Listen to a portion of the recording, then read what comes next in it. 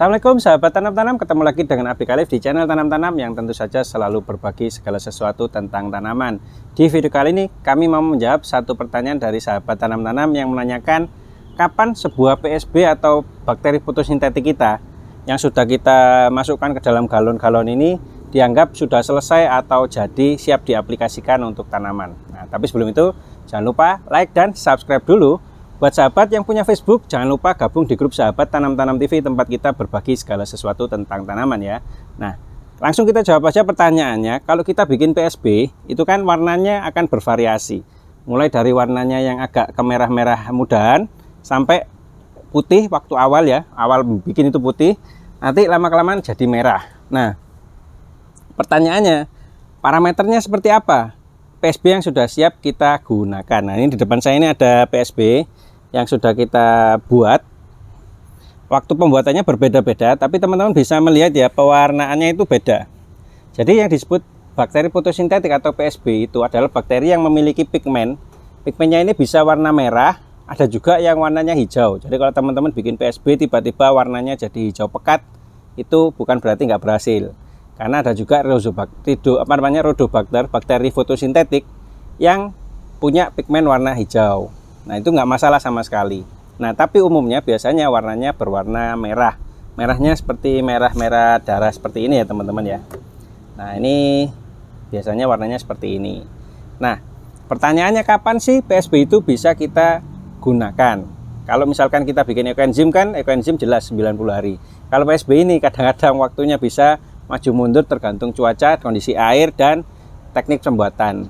Oke, nah ini di sini ada PSB beberapa. Yang ini teman-teman bisa lihat dari warnanya saja udah kelihatan ya, dia merahnya itu merahnya masih merah muda, belum merah pekat. Ini tandanya dia belum siap diaplikasikan. Kalau teman-teman lihat, perhatikan di dalamnya, diperhatikan di dalam airnya sini ya. Ini airnya ini masih encer seperti air biasa. Jadi kayak nggak ada kental-kentalnya sama sekali ya teman-teman ya. Nah, nanti lanjut waktu proses pembuatannya nanti warnanya akan makin pekat seperti ini, makin pekat dan makin pekat. Nah, ciri-ciri tandanya PSB sudah mulai bisa teman-teman gunakan itu yang seperti ini. Ini warnanya sudah mulai merah tua ya, dan di bagian permukaannya teman-teman bisa lihat, bagian permukaannya ini kayak ada lapisan film atau lapisan tipis seperti minyak ya teman-teman ya. Nah, ini dia itu bisa kita katakan sudah mulai bisa digunakan.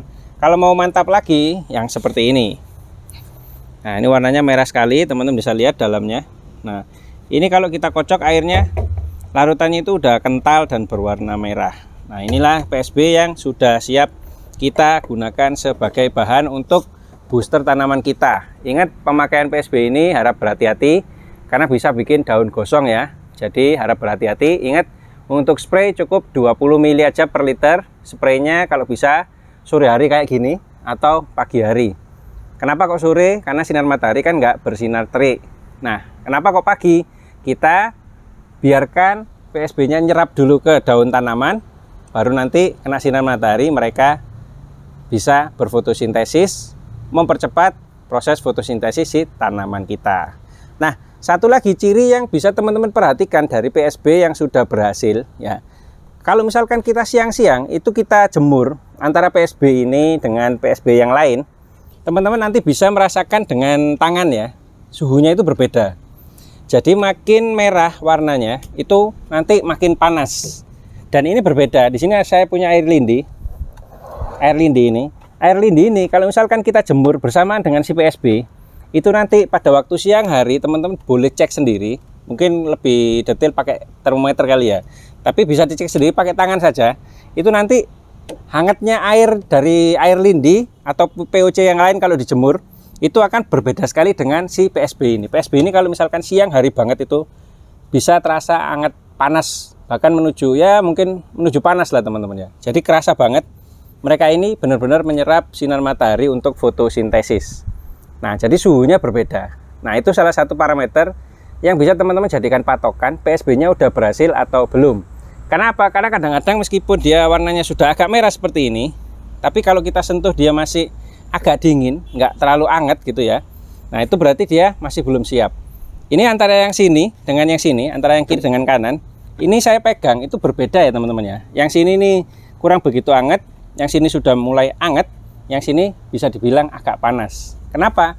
Makin merah, maka dia menyerap sinar matahari lebih banyak lagi untuk fotosintesis, maka suhunya juga makin meningkat. Jadi itu salah satu parameternya selain parameter warna. Terus yang ketiga adalah dari aromanya. Nah, kalau aromanya ini udah nggak usah dibilang ya.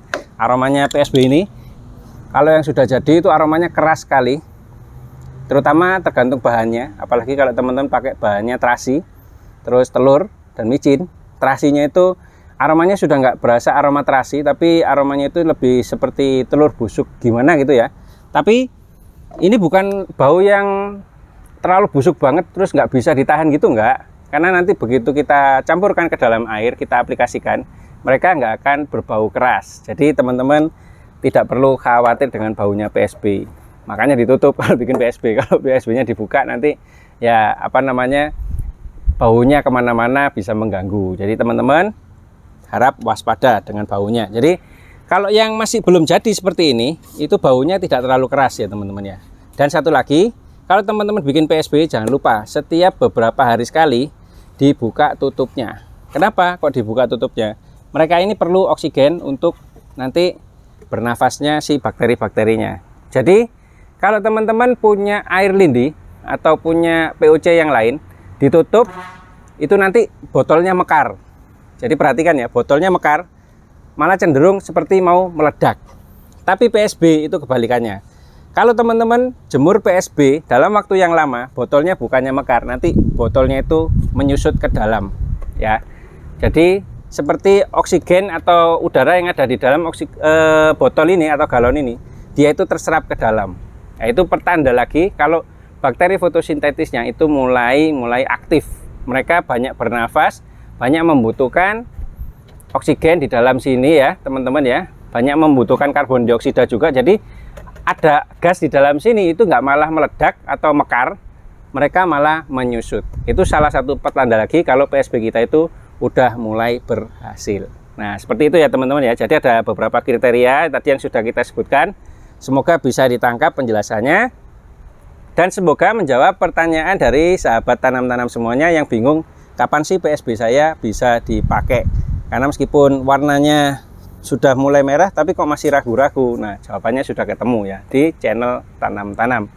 Demikian video kita kali ini mengenai PSB yang sudah menjawab pertanyaan dari sahabat semuanya. Semoga bermanfaat. Kita akan jumpa lagi di video-video yang lainnya bersama saya Abik Alif. Saya undur diri dulu. Assalamualaikum warahmatullahi wabarakatuh.